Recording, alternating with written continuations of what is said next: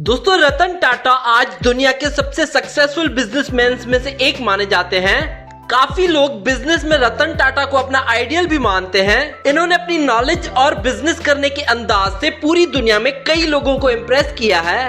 आज की इस लाइफस्टाइल वीडियो में हम बात करेंगे रतन टाटा की। वीडियो शुरू करने से पहले अगर आपको रतन टाटा पसंद है तो इस वीडियो को लाइक कर दे और आपसे ये रिक्वेस्ट है कि वीडियो को एंड तक जरूर देखिएगा। शायद आपको रतन टाटा के बारे में ऐसी बातें पता चले जो शायद आप ना जानते हो।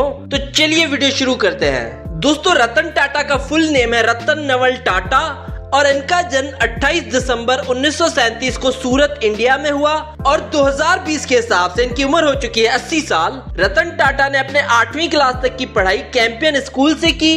इसके बाद वे यूएस चले गए जहां इन्होंने अपनी बाकी की पढ़ाई हार्वर्ड बिजनेस स्कूल से पूरी की और इन्होंने अपनी ग्रेजुएशन आर्किटेक्चर फील्ड में की है कॉर्नेल यूनिवर्सिटी यूएस से।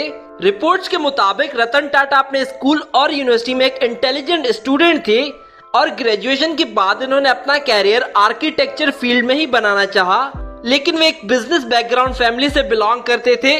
इसी कारण एक दिन इन्हें अचानक ये ख्याल आया कि आर्किटेक्चर फील्ड में कैरियर बनाने से बेहतर है कि वे अपने बिजनेस को आगे लेकर जाएं। और अपने पैशन को देखते हुए रतन टाटा ने 1975 में हार्वर्ड यूनिवर्सिटी से बिजनेस मैनेजमेंट की भी डिग्री ली। रतन टाटा पेशे से एक इंडस्ट्रियलिस्ट, बिजनेसमैन, फिलैंथ्रोपिस्ट, एंटरप्रेन्योर और इन्वेस्टर हैं। चलिए दोस्तों, अब बात कर लेते हैं रतन टाटा के कैरियर के बारे में। रतन टाटा पढ़ाई में इतने इंटेलिजेंट थे कि उन्हें आईबीएम जैसी कंपनी से जॉब की ऑफर आई थी। दोस्तों, आपको बता दें कि आईबीएम एक अमेरिकन मल्टीनेशनल टेक्नोलॉजी कंपनी है और वो लोग बहुत लकी होते हैं जिन्हें इस कंपनी में जॉब करने का मौका मिलता है। लेकिन रतन टाटा ने उस जॉब की ऑफर को ठुकरा दिया क्योंकि उस वक्त वे मन बना चुके थे कि इन्हें एक बिजनेसमैन ही बनना है। और 1961 में रतन टाटा ने अपनी पहली जॉब की शुरुआत की टाटा स्टील से और यहाँ पर वे प्लास्टर ऑफ पेरिस और पत्थरों की सप्लाईज को मैनेज किया करते थे। टाटा स्टील में काम करने के बाद रतन ने टाटा की हर कंपनी में कोई ना कोई डिफरेंट जॉब की और इसकी वजह ये थी कि वे अपने बिजनेस को पूरे तरीके से समझना चाहते थे। बिजनेस की अच्छी नॉलेज पाने के बाद रतन को टाटा कंपनी के मैनेजमेंट टीम के साथ काम करने का मौका मिला। 1971 में रतन टाटा को टाटा ग्रुप की टीवी और रेडियो बनाने वाली कंपनी नेल्को की जिम्मेदारी सौंपी गई और ये कंपनी उस वक्त घाटे में जा रही थी। और 1971 से लेकर 1974 तक रतन टाटा ने इस पर दिलो जान से मेहनत की और इस कंपनी को सिर्फ 4 सालों में मार्केट में एक अलग ही पहचान दिलाई। लेकिन बाद में कुछ इश्यूज की वजह से इस कंपनी को बंद करने की नौबत आ गई और इसे बंद कर दिया गया और ये रतन टाटा की जिंदगी का पहला फेल्यूर था। लेकिन इन्होंने हार ना मानकर आगे बढ़ने का फैसला किया। इसके बाद रतन टाटा ने अपनी एक और डूबी हुई कंपनी टाटा एक्सप्रेस मिल को खड़ा करने की कोशिश की, लेकिन इन्हें यहाँ भी सफलता ना मिल सकी और ये कंपनी भी बंद हो गई। 1991 में रतन टाटा को टाटा ग्रुप का चेयरमैन बनाया गया और अब तक इन्होंने बिजनेस की इतनी नॉलेज हासिल कर ली थी कि अगले 21 सालों में लगातार मेहनत करके वे टाटा कंपनी को इंटरनेशनल लेवल तक ले गए और अपनी कंपनी को एक्सपेंड करते गए भारत और फॉरेन कंट्रीज में। और रतन टाटा के आने के बाद टाटा ग्रुप को 50% तक का मुनाफा होने लगा हर साल और बस यहाँ से फिर इन्होंने बिजनेस की दुनिया में अपनी सक्सेस का सफर शुरू किया। और काफी साल टाटा ग्रुप में काम करने के बाद रतन टाटा ने काफी सारी कंपनीज को भी खरीद लिया, जिसमें टाटा मोटर्स के साथ लैंड रोवर और जैगुआर थी और साथ ही साथ टाटा टी के साथ टेटली टी कंपनी और टाटा स्टील के साथ कोरस जैसी और भी कई कंपनीज को इन्होंने खरीद लिया। लेकिन दोस्तों, रतन टाटा की जिंदगी में एक वक्त ऐसा भी आया जब टाटा मोटर्स से इन्हें बेहद घाटा हो रहा था और इन्होंने टाटा मोटर्स को सेल करने का फैसला किया और इसी कारण इन्होंने फोर्ड कंपनी के साथ टाटा मोटर्स को सेल करने के लिए मीटिंग रखी। और इस मीटिंग में फोर्ड कंपनी के चेयरमैन बिल फोर्ड ने रतन टाटा को बहुत क्रिटिसाइज किया और इन्हें कहा कि अगर आपको कार बनाने आती ही नहीं तो आपने इस कंपनी पर इतना इन्वेस्ट क्यों किया। और साथ ही साथ ये भी कहा कि वे ये कंपनी खरीदकर रतन टाटा पर एक एहसान कर रहे हैं। और इतनी सारी बातें सुनने के बाद रतन टाटा वहां से उठकर चले गए और डील कैंसिल करने का फैसला किया। इतनी बातें सुनने के बाद रतन टाटा ने फैसला किया कि वे टाटा मोटर्स को मार्केट में सक्सेसफुल बनाकर दिखाएंगे और काफी साल स्ट्रगल करने के बाद इन्होंने टाटा मोटर्स को उन ऊंचाइयों तक पहुंचाकर दिखाया जहां कोई सोच भी नहीं सकता था। और टाटा कंपनी की कार्स आज भारत में सबसे ज्यादा खरीदी जाने वाली कार्स हैं। रतन टाटा ने काफी सारी जानी मानी कंपनीज के साथ पार्टनरशिप भी की हुई है। 2015 में इन्होंने जानी मानी चाइनीज कंपनी Xiaomi और अमेरिकन एक्सप्रेस के साथ पार्टनरशिप की थी और इसके अलावा भी इन्होंने काफी सारी इंटरनेशनल कंपनीज के साथ पार्टनरशिप की हुई है। अब चलिए दोस्तों बात कर लेते हैं रतन टाटा के अवार्ड्स के बारे में। रतन टाटा को पद्म भूषण, पद्म विभूषण और CNN IBN Indian of the year in business के अवार्ड्स मिल चुके हैं। अब चलिए दोस्तों आपको मिलवाते हैं रतन टाटा की फैमिली से। रतन टाटा के पिता का नाम है नवल टाटा। रतन टाटा की मां का नाम है सोनी टाटा।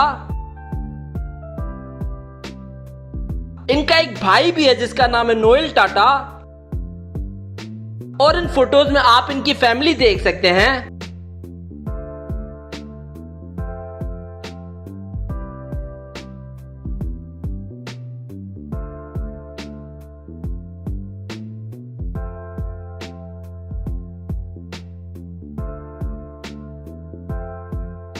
चलिए दोस्तों बात कर लेते हैं रतन टाटा की इनकम की।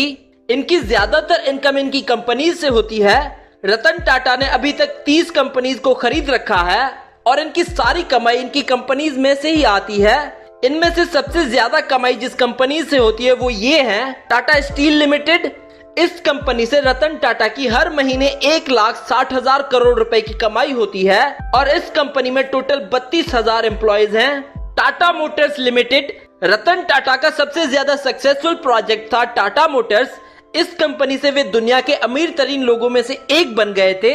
Tata Motors world wide 175 countries में कार सप्लाई करता है और इस कंपनी से रतन टाटा की हर महीने 2,90,000 करोड़ रुपए की कमाई होती है और इस कंपनी में टोटल 80,000 एम्प्लॉयज काम कर रहे हैं। दोस्तों ऐसे ही रतन टाटा की और भी बहुत सारी कंपनीज हैं जिनसे इनकी अच्छी खासी इनकम होती है, लेकिन अगर हम सबको वीडियो में मेंशन करेंगे तो वीडियो बहुत लंबी हो जाएगी। तो चलिए दोस्तों अब बात कर लेते हैं रतन टाटा की नेटवर्थ की। इनकी नेटवर्थ है 17,910 करोड़ रुपए। अब चलिए दोस्तों बात कर लेते हैं रतन टाटा के घर की। रतन टाटा अपनी फैमिली के साथ मुंबई कोलाबा में रहते हैं और दोस्तों ये साउथ मुंबई का सबसे महंगा तरीन एरिया है और इनके घर की प्राइस लगभग 150 करोड़ रुपए है। इनके घर में टोटल 7 फ्लोर हैं जिनमें gym, media room, play room और स्विमिंग पूल जैसी सुख सुविधाएं हैं और इन फोटोज और वीडियोस में आप इनके घर की कुछ झलक देख सकते हैं।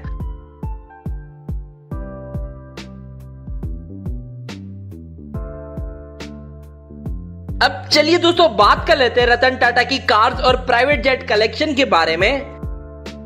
इनके पास एक red Ferrari California T car है जिसकी प्राइस है 4 करोड़ रुपए।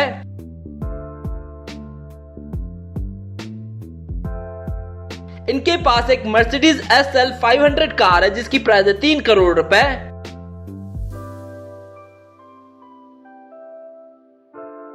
रतन टाटा की सबसे महंगी कार्स में से एक गोल्ड नैनो कार है। इस कार की बॉडी स्पेशली गोल्ड से बनाई गई है और इस पर डायमंड्स भी लगाए गए हैं और दोस्तों इस कार की प्राइस है 22 करोड़ रुपए। इसके अलावा रतन टाटा के पास एक मर्सिडीज W124 कार भी है जिसकी प्राइस है 10 लाख रुपए।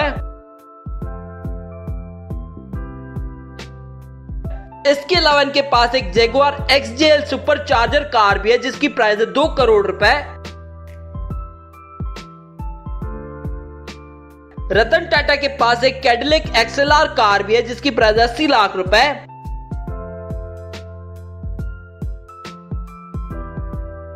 इसके अलावा इनके पास एक लैंड रोवर फ्रीलैंडर कार भी है जिसकी प्राइस है 60 लाख रुपए। इनके पास एक 2007 होंडा सिविक कार भी है जिसकी प्राइस है 13 लाख रुपए।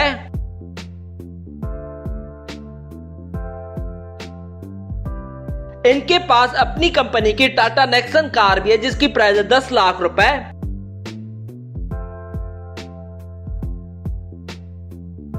इसके अलावा इनके पास मर्सिडीज S क्लास कार है जिसकी प्राइस है 2 करोड़ रुपए।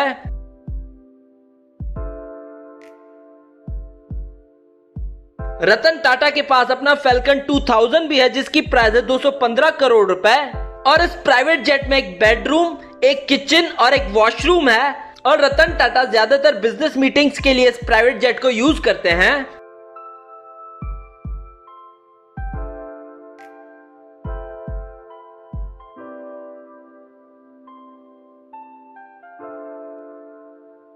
तो ये थी रतन टाटा की लाइफस्टाइल वीडियो। अगर आप रतन टाटा के फैन है तो इस वीडियो को कर दो लाइक और साथ ही साथ शेयर कर दो अपने दोस्तों के साथ और हमें कमेंट करके बताओ नेक्स्ट वीडियो किस बिजनेसमैन पर देखना चाहते हैं आप।